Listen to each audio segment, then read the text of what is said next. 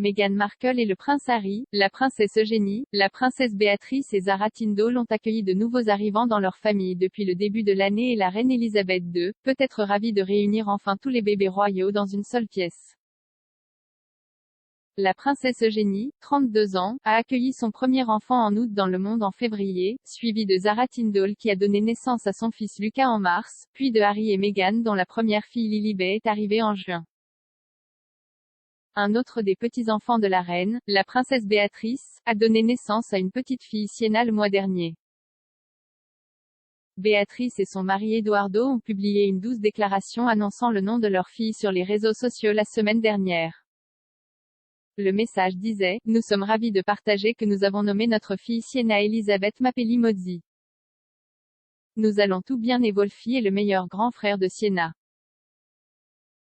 Une déclaration du palais annonçant la naissance de Sienna disait « Son Altesse royale la princesse Béatrice et Monsieur Eduardo Mapelli Mozzi sont ravis d'annoncer l'arrivée en toute sécurité de leur fille le samedi 18 septembre 2021, à 23h42, au Chelsea and Westminster Hospital, Londres.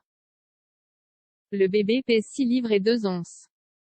Les grands-parents et arrière-grands-parents du nouveau bébé ont tous été informés et sont ravis de la nouvelle.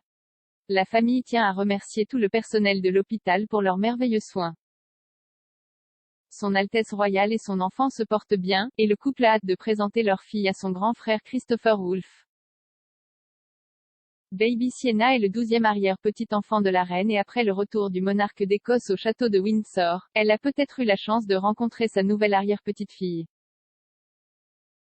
La famille royale se réunit traditionnellement au Queen's Sandringham Estate à Norfolk chaque Noël pour passer les vacances en masse.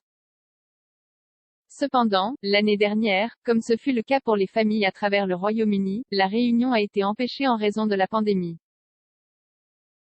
Alors que Harry et Meghan sont basés aux États-Unis depuis leur départ du cabinet l'année dernière, il y a des spéculations selon lesquelles le couple pourrait retourner en Grande-Bretagne pour passer ce Noël avec la reine. Malgré leur décision de quitter leur fonction royale, la reine a toujours maintenu que les Sussex restent des membres très appréciés de sa famille et elle serait sans aucun doute ravie de voir leur fils Archie et enfin de rencontrer leur fille Lilibet qui l'ont nommée en son honneur.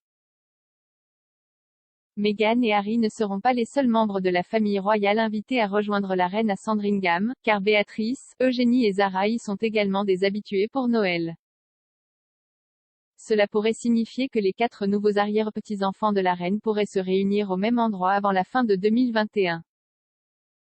Après l'annulation effective du Noël de l'année dernière, les fans royaux attendront avec impatience celui de cette année dans l'espoir de revoir les Windsor en masse.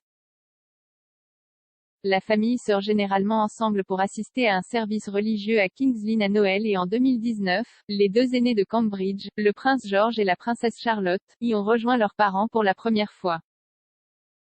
Les jeunes membres de la famille royale ont ravi les foules en saluant les fans royaux aux côtés de leurs parents après le service.